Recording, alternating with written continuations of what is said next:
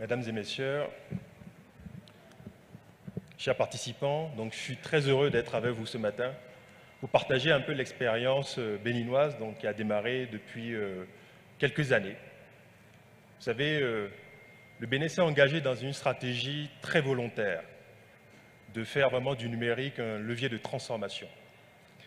Je suis directeur général de l'ASIN, l'Agence des systèmes d'information et du numérique. C'est une agence qui a un modèle unique sur le continent puisque nous concentrons vraiment tous les pans du secteur.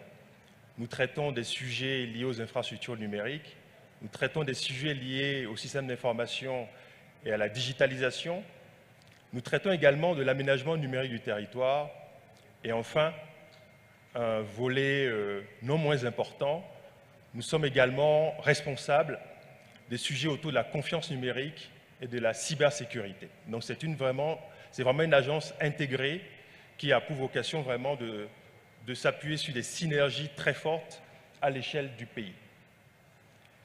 Donc, vous savez, la technologie aujourd'hui, on en parle énormément.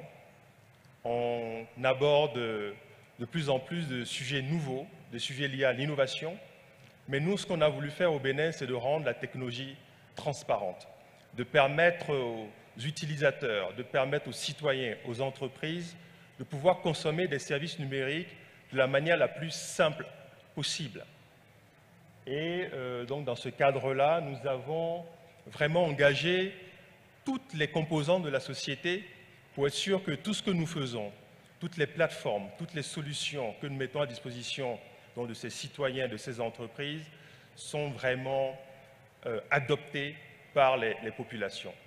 Pour les personnes qui ne sont pas africaines, donc parce que le Bénin aujourd'hui permet à tous les Africains de pouvoir venir au Bénin sans visa, et donc toutes les personnes qui ne sont pas africaines et qui sont venues au Bénin, ils ont probablement déjà utilisé notre plateforme e-visa. Vous savez, quand vous êtes dans votre salon, que vous remplissez toutes les informations nécessaires, ce qui prend quelques minutes, que vous allez dans la cuisine pour vous servir un verre d'eau, au retour, vous êtes sûr que vous avez déjà votre visa disponible, un e-visa qui est probablement les plus rapides, les plus efficaces sur le continent. Donc l'innovation est au cœur de tout ce que nous faisons et nous sommes dans cette dynamique d'amélioration continue. Et tout cela ne peut se faire que parce que l'information, la donnée circule de manière fluide, de manière simple, à travers toutes les plateformes du gouvernement béninois. Pour cela, le Bénin a identifié donc 4 priorités importantes, puisque quand on parle du numérique, évidemment la connectivité est quelque chose d'extrêmement important. Donc notre ambition, et c'est ce que nous mettons en œuvre depuis quelques années, c'est d'être sûr que chaque entreprise, chaque citoyen, chaque foyer béninois puisse disposer de la connectivité de qualité, de la connectivité sécurisée.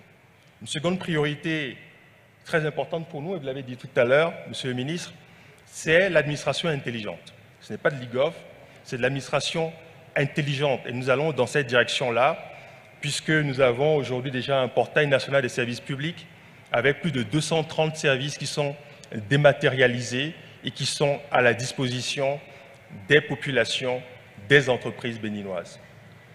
Nous n'agissons pas seulement au niveau central, nous agissons également dans une dynamique d'aménagement du territoire avec nos communautés, avec toutes nos structures décentralisées, donc nos mairies, nos préfectures, qui sont également dans cette dynamique de transformation digitale. Et tout cela ne peut être possible que quand il y a une confiance numérique. Donc c'est la 4e priorité, c'est de nous assurer que nous sommes dans un environnement qui est safe, que le cyberespace béninois est un environnement favorable, sécurisé et permet à chaque acteur au niveau national de pouvoir consommer nos services, de pouvoir développer des services, et tout ça dans un espace de confiance. Vous savez, nous considérons aujourd'hui que nous commençons à mettre en œuvre un modèle béninois. Et pour ce faire, nous avons bien évidemment mis en place un environnement, un cadre légal et réglementaire solide. Ce ministre l'a dit tout à l'heure. Vous savez, quand vous n'avez pas un cadre légal et réglementaire solide, vous ne pouvez pas réellement progresser, vous ne pouvez pas permettre aux acteurs de l'écosystème de pouvoir développer des solutions, de pouvoir partager les données de manière sécurisée, de la manière la plus simple possible. Donc nous avons le code du numérique, qui est un code qui est stable depuis 2018 et qui nous permet d'adresser tous les sujets liés aux communications électroniques, d'adresser également les sujets autour de la protection des données à caractère personnel, puisque partager de la donnée, oui, mais partager tout en respectant les principes liés à la protection des données à caractère personnel. Ce code du numérique a également ancré tout ce qui concerne la cybersécurité et la lutte contre la cybercriminalité. Donc c'est un cadre réglementaire solide que nous avons aujourd'hui au Bénin qui nous permet de pouvoir partager des données de manière sereine. Nous avons également une stratégie qui est en place depuis 2 ans, une stratégie des données en masse et de l'intelligence artificielle. Et nous avons diverses politiques, j'en ai cité juste 2 ici, une politique de sécurité des systèmes d'information, également une politique de protection des infrastructures critiques. Vous savez, l'Agence nationale d'identification des personnes, avec le directeur général, M. Aristide Adjinako, qui s'est exprimé il y a 48 heures, est l'un des acteurs critiques aujourd'hui pour le gouvernement béninois et nous mettons en œuvre vraiment tout ce qu'il faut pour être sûr que les données des citoyens sont vraiment dans de bonnes mains. Le Bénin a également mis en place ce que nous appelons des infrastructures socles.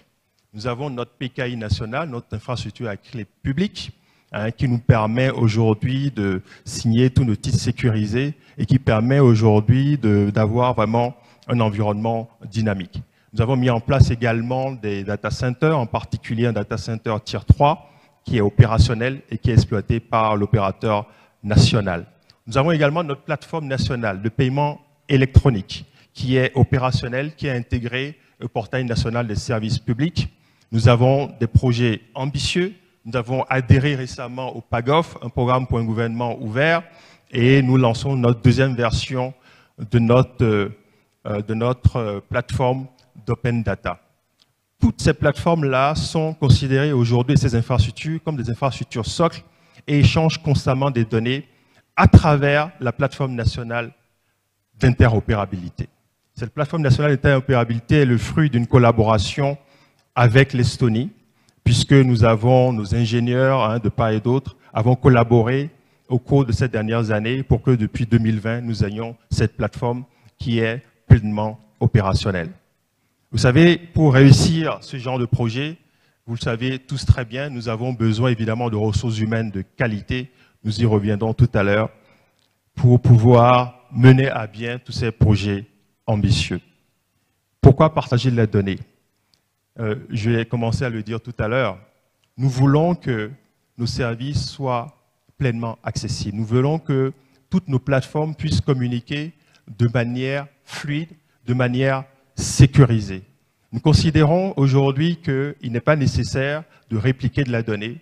Nous considérons aujourd'hui qu'il n'est pas nécessaire de devoir dupliquer des bases de données, des référentiels chez chacune des entités publiques ou privées qui développent des plateformes.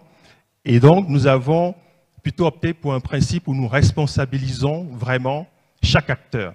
Chaque acteur est responsable de son registre. Chaque acteur est responsable de son registre, responsable de ses référentiels. Quand on prend par exemple le cas de l'Agence nationale d'identification des personnes, elle est pleinement responsable du registre national des personnes physiques. Quand on prend l'Agence nationale du domaine du foncier, elle est responsable du référentiel du cadastre, ainsi de suite. Donc nous avons considéré, nous en tout cas au Bénin, que c'était important d'avoir vraiment cette plateforme-là, nationale d'interopérabilité, pour être sûr que toutes les informations, toutes les données qui sont partagées sont des données de référence sûres, à jour, des données qui ne sont pas corrompues. J'irai directement à ce que nous sommes en train de faire au Bénin avec cette plateforme nationale d'interopérabilité. C'est comme un bus de données, un super bus de données, où chaque acteur, à travers des serveurs de sécurité, partage de la donnée. Il partage de la donnée à des acteurs qui veulent consommer cette donnée-là.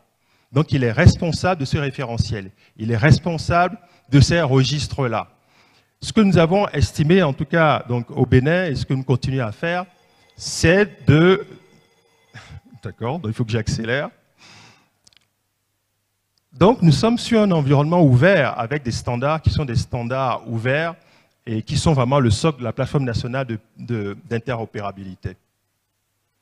Nous nous sommes reposés sur un cadre réglementaire avec ce que nous appelons un Conseil national d'interopérabilité. C'est ce Conseil national d'interopérabilité qui donne les grandes orientations à un pluriannuel. Et ce Conseil national d'interopérabilité s'appuie sur l'ASIN, l'Agence nationale des systèmes d'information et du numérique, qui est la structure coordinatrice qui réalise les projets, qui rend compte au Conseil national d'interopérabilité, qui lui-même rend compte au gouvernement et donc au Conseil des ministres.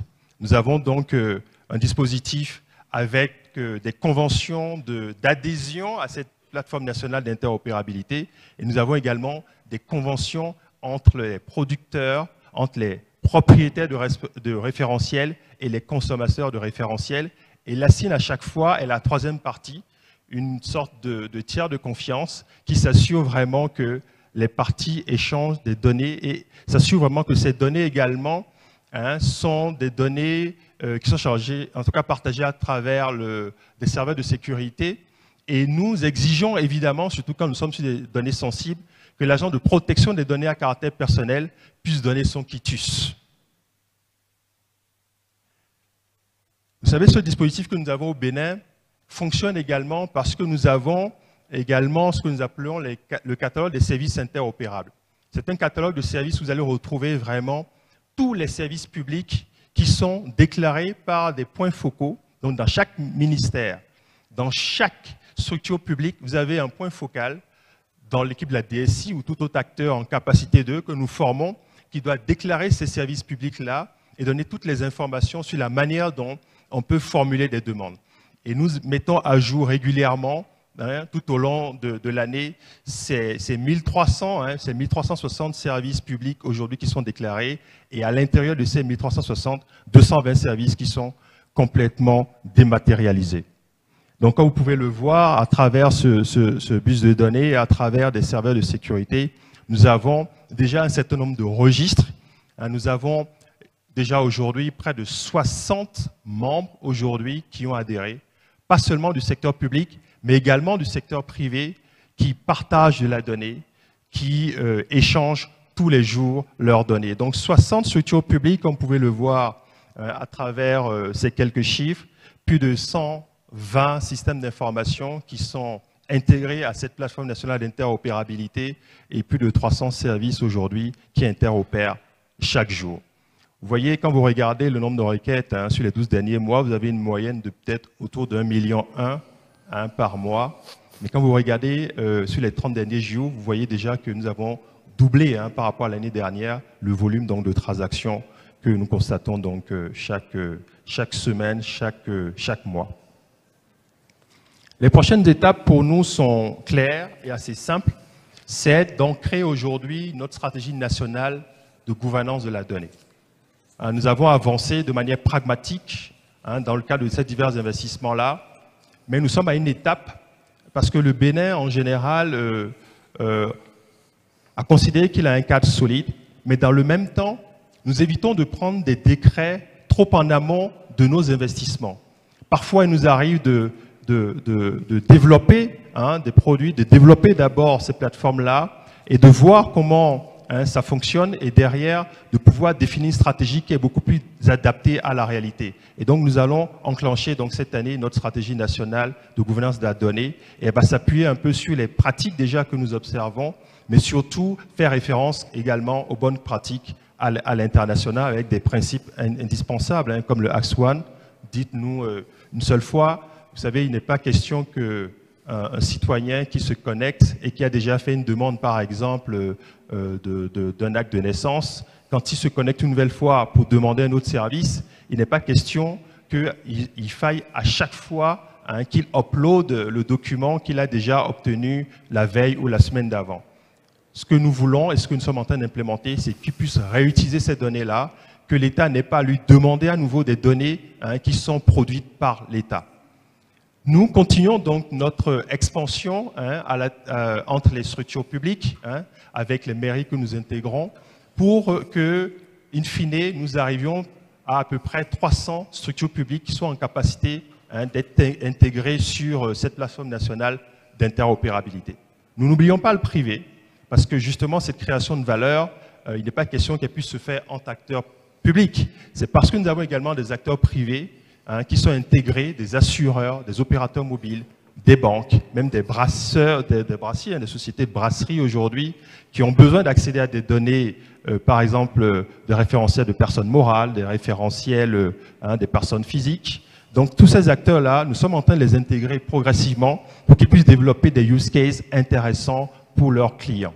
Évidemment, à chaque fois, nous assurons, comme je le disais tout à l'heure, que l'agent de protection des données à caractère personnel soit toujours dans ce dispositif et que les déclarations puissent être faites, les avis émis pour que nous travaillions en toute sérénité et que l'utilisateur final soit serein par rapport à l'utilisation de cette donnée et qu'il puisse même également valider, en tout cas c'est quelque chose que nous sommes en train de préparer, qui puisse intégrer dans le processus justement de délivrance des services quand nous avons à utiliser des données vraiment qui sont des données personnelles. Enfin, avec justement cette nouvelle plateforme Open Data qui va être mise en œuvre, nous déployons également des socles pour de l'anonymisation, de la pseudo-anonymisation, pour pouvoir mettre un maximum de sets de données à disposition, pas seulement des acteurs publics au niveau national, mais pour toute entité à l'international qui a besoin de données pour faire par exemple des études de marché, bien en amont, pour pouvoir investir au Bénin. La coopération est un élément extrêmement important, donc c'est mon dernier mot. Vous savez, si nous sommes ici aujourd'hui, c'est aussi parce que nous voulons interagir ensemble, parce que nous voulons apprendre les uns des autres. Et donc, le Bénin, qui fait partie du Smart Africa, participe à un POC que nous allons démarrer cette année avec le Ghana et le Rwanda, avec des use cases assez intéressants pour favoriser la libre circulation des personnes. Donc, nous sommes en train de travailler dans le cadre du Smart Africa Trust Alliance pour faire de ce POC une réalité et espérons que dans les prochaines semaines, nous allons pouvoir généraliser ces services-là pour que le Béninois qui traverse la frontière du Togo ou qui va à la frontière terrestre du Ghana, ou le Béninois qui par avion va en Tunisie, puisse naturellement que les différents services de part et d'autre d'immigration puissent accéder facilement à leurs données, à ces données-là, et permettre vraiment de fluidifier vraiment, comme je le disais tout à l'heure, la libre circulation des personnes qui est, je pense, un véritable levier d'intégration sur le continent africain. Je vous remercie. Bon, merci.